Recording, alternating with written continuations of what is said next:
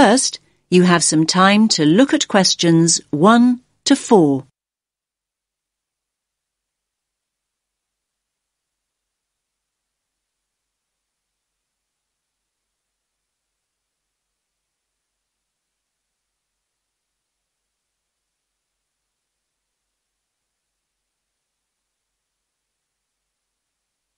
Listen carefully to the first part of the conversation and answer questions 1 to 4. Good morning, you're through to the treehouse at the Botanic Garden. How can I help? Oh, hello. I'd like to book a place on the, Japanese floral art workshop. Ah, yes. Do you mean our workshop on the 16th? No, it's on the 6th. Saturday the 6th. Ah, yes. Got it up here on screen now. Japanese Floral Art Workshop. That's great. You're just in time. We're nearly full. 12 people have already booked a place, and this workshop is limited to 15 participants. It's one of our most popular workshops. In fact, it's the 5th one we've run. And this is the last one this term. There won't be another workshop until next year now. Oh, great. Thanks a lot. And can I just check the start time? It says on the leaflet I've got here that it begins at 12:30. That's right. It finishes at 1:30. Most of our other workshops are only half an hour long, but this one is longer. In fact, we're thinking of running some longer ones in the future. Oh, I see. Well, I'm really glad it lasts for a full hour. I don't think I would be able to come up with any kind of floral arrangement in less time than that, and certainly not in 30 minutes. Me neither. Now, one more thing. The workshop itself is free, but we're asking participants to pay £5 each just to cover the cost of the floral supplies. That's fine. Now, before I book you a place, I'll just give you some information about what'll happen on the day. Now you have some time to look at questions 5 and 6.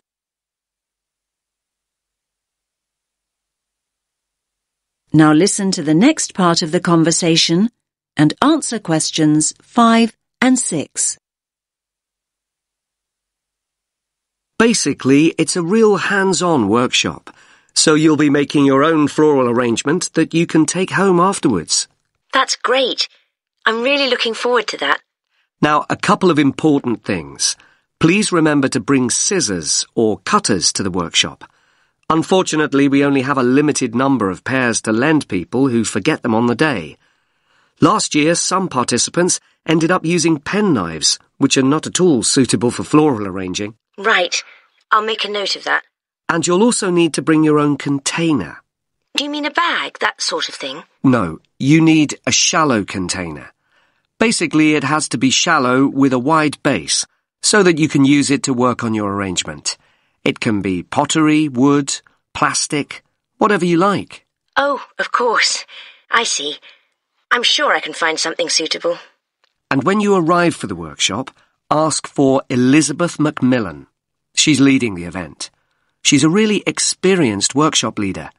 She's been running the event for us for many years, so you'll certainly be in good hands. That's good to know. Now you have some time to look at questions 7 to 10.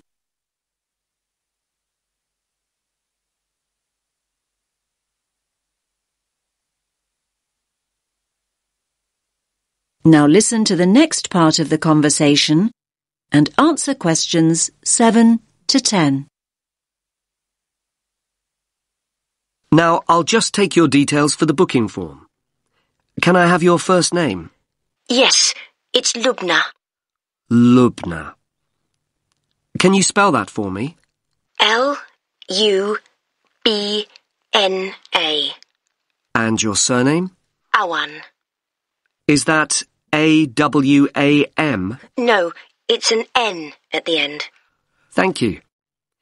And a contact number, just in case we need to get in touch with you before the workshop. Yes, it's 0759 830 5321. Thanks. That's all the information we need. So that's you booked in. Oh, actually, just one more thing. Would you like to be on our mailing list? This means that we can send you information about future events and workshops. All we need is your email address. Yes, that's great. My email address is lawan25@yahoo.com. OK, I'll just read that back. LAWAN25@yahoo.com. Yes, that's correct. OK, I'll pop all your details on the system and we'll see you at the workshop next weekend. Thanks a lot for your help. Bye. You now have half a minute to check your answers.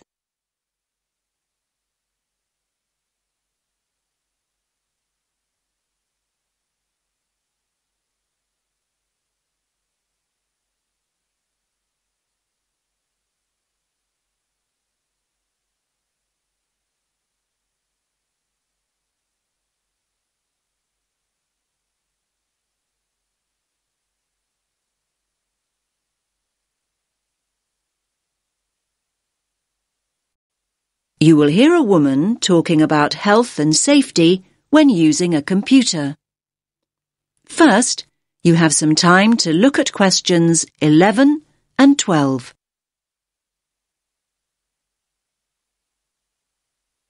Listen carefully to the first part of the talk and answer questions 11 and 12.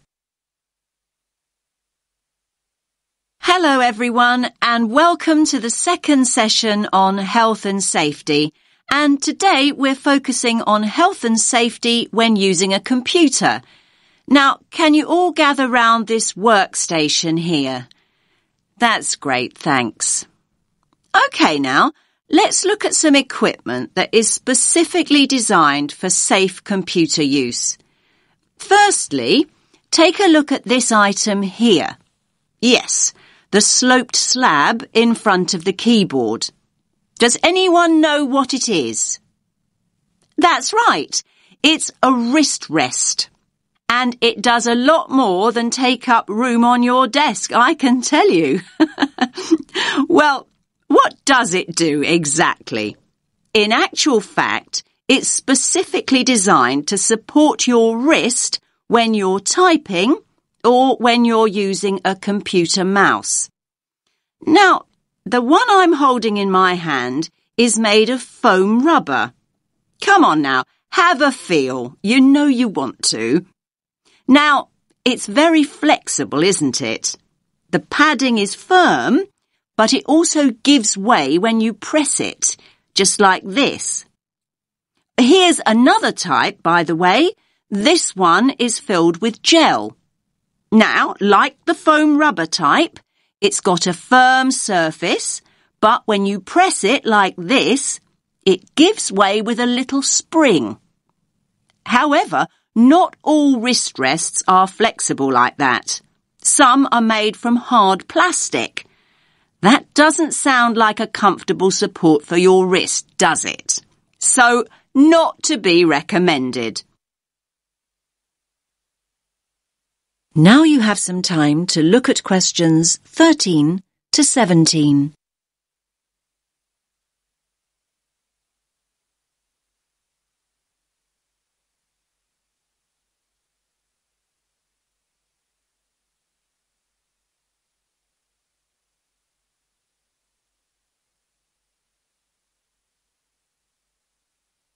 Now listen to the next part of the talk and answer questions 13 to 17. OK, so we know what kind of material we're looking for in a wrist rest. But what else do we have to think about before we choose one? Now, look again at the foam rubber wrist rest here. You can see that the slope of the wrist rest and the height and the width too match the front edge of the keyboard here. And there are no sharp edges. Look, it's really nice and smooth.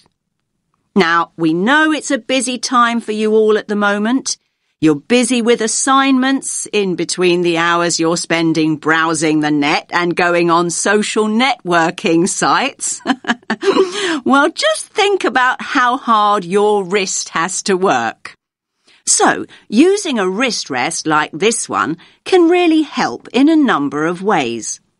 First of all, it helps you keep your wrist straight when you're using your computer. I'm demonstrating this now. As you can see, my wrist is neutral and straight rather than bent up and down.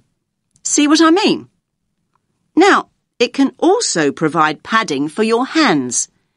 It works in much the same way as a cushion, so it makes your desk much more comfortable. Now, please note, I did say cushion rather than pillow. We don't want you students to be too comfortable. Another advantage of a wrist rest is that it stops your hands from dropping off the edge of the keyboard. A wrist rest can also relieve tension and soreness in your neck and shoulders. And how does it do that exactly? Well, it removes the weight of your arm from your shoulders and neck altogether. So there are a lot of benefits, aren't there? However, most people never learn how to use a wrist rest correctly. In fact, leaning your wrists on a wrist rest for long periods can put a lot of pressure on the undersides of your wrists, just here. Now you have some time to look at questions 18 to 20.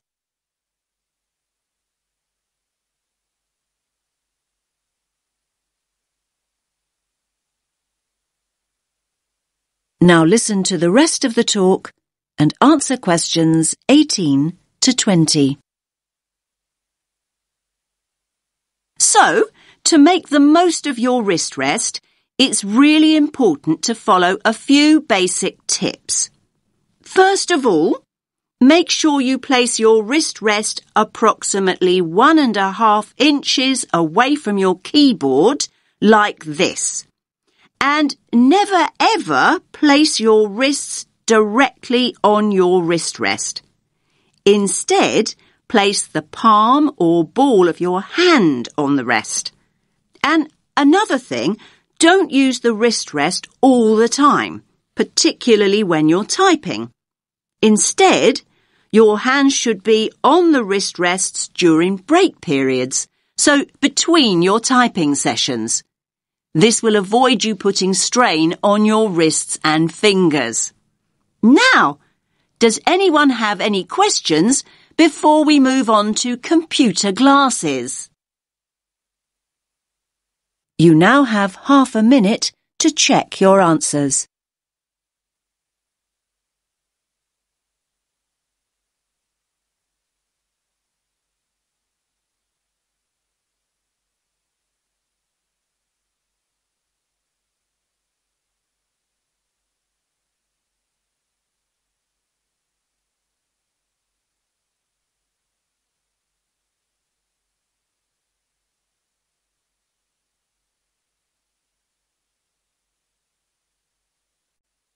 You will hear a conversation about waste between a tutor and a student. First, you have some time to look at questions 21 to 23.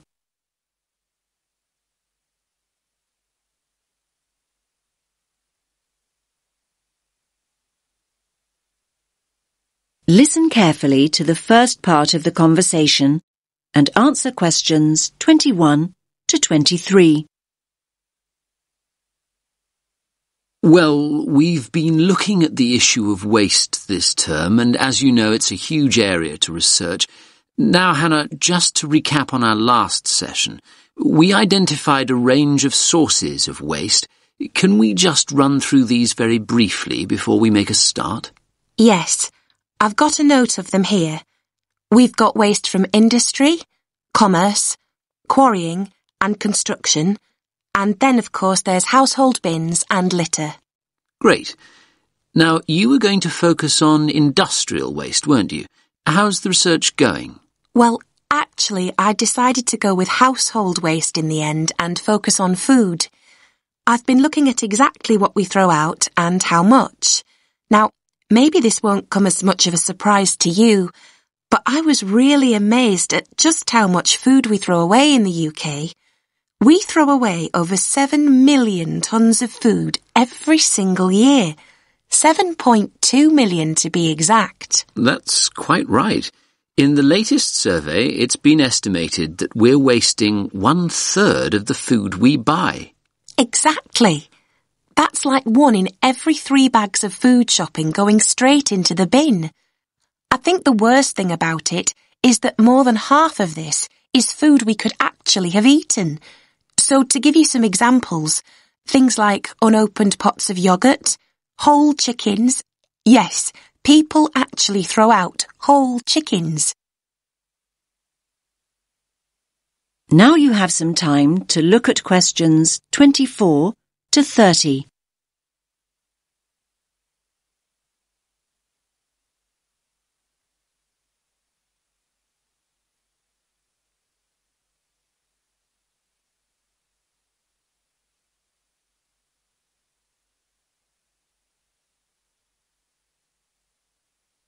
Now listen to the rest of the conversation and answer questions 24 to 30.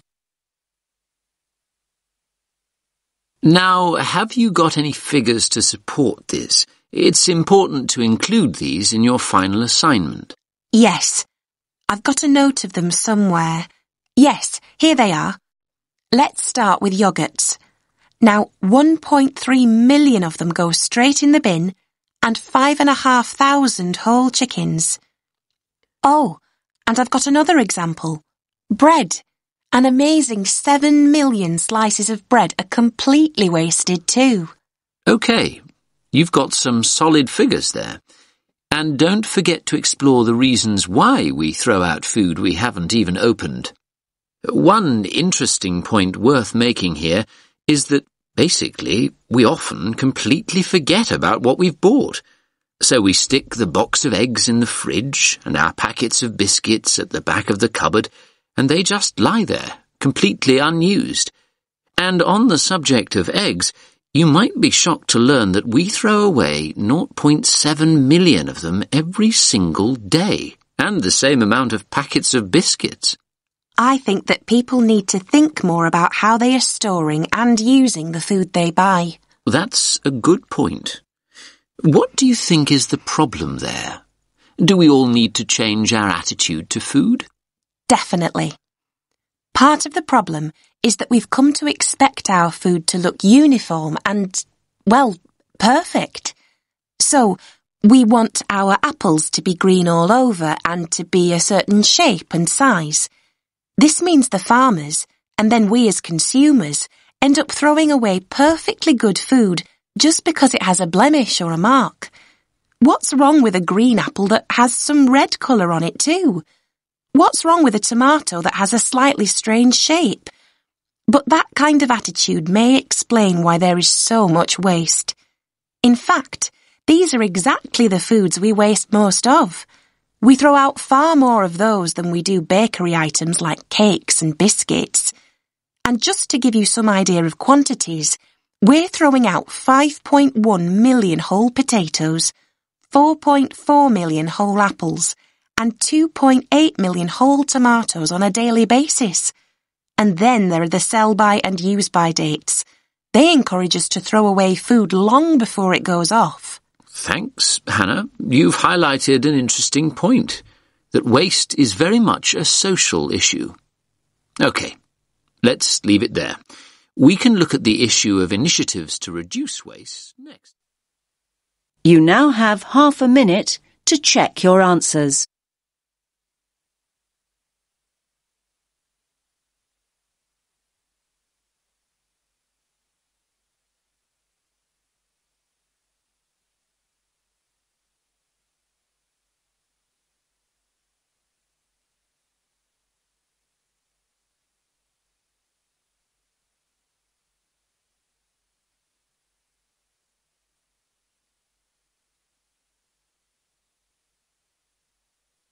you will hear part of a talk about motivation. First, you have some time to look at questions 31 to 40.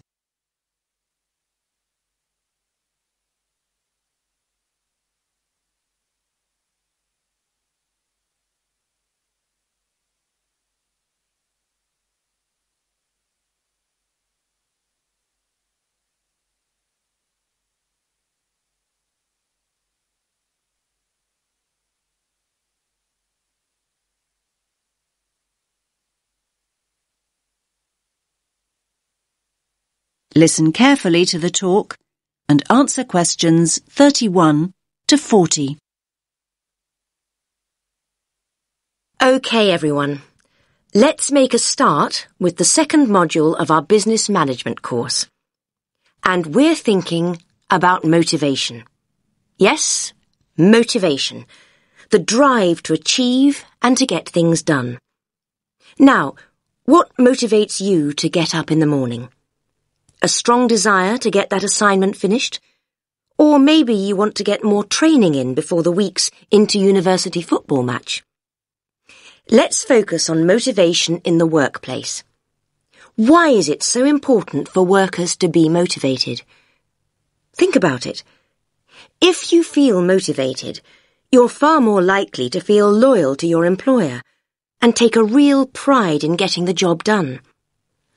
So how can a company motivate its workers to work well? Well, let's have a look at this. It's called the motivational pyramid, and it was developed by a man called Abraham Maslow. He called it the hierarchy of needs. He argued that people are motivated by 5 essential needs, and he formed this pyramid here to illustrate each of them. And you can see the 5 tiers or levels on the pyramid. Maslow said that workers are motivated at these 5 levels of need, so let's look at each of them in turn.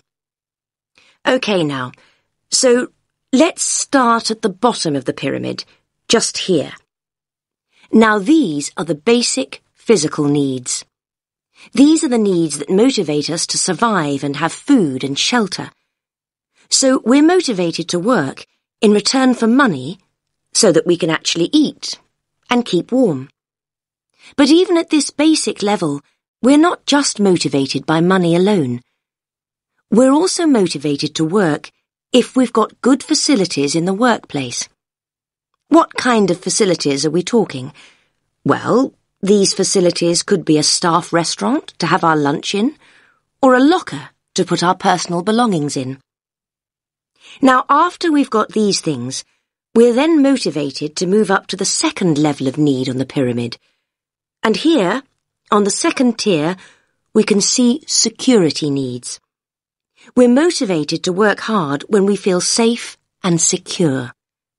Well, we're much more likely to work well if we've got a formal job contract. It makes us feel safe, doesn't it? And what about a pension when we're old and no longer able to work? And we're also much more likely to feel safe and secure if we know there is a sick pay scheme we can fall back on if we're ill and have to take time away from work. OK, so here we are at the third tier. Yes, just here. Social needs. Now, social needs refer to the need people have to belong or to be part of a group. Teamwork's a very important motivator. What does this mean in practice? Well, it might mean encouraging workers to get together to discuss various issues within the organisation. For example, pay increases.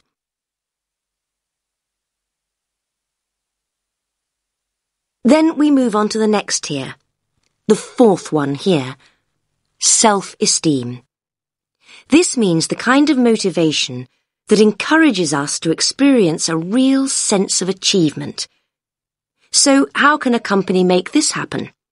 Well, they can use a system of rewards. Giving rewards to individual workers as a way of saying thank you and celebrating their achievements. What kind of rewards are we talking about? Well, examples of these include free gym membership or gifts such as contract-free phones. This kind of recognition can make us feel valued, and as a result we feel more motivated to move up to the final level of the pyramid. On the final tier, we've got self-fulfillment. Now this is the motivation that inspires us to be creative and feel challenged in the workplace. So what does this mean in practice? Well, it means making sure that workers have the opportunity to do the training they need and at the same time provide them with a personal development plan to help them reach their true potential. Personal development plans can help workers make progress and achieve higher goals. So, there we have it, the hierarchy of needs. Achieving each of these tiers, one level at a time, and moving up the pyramid motivates us to achieve the next. Now, does anyone have any questions before we move on? You now have half a minute to check your answers.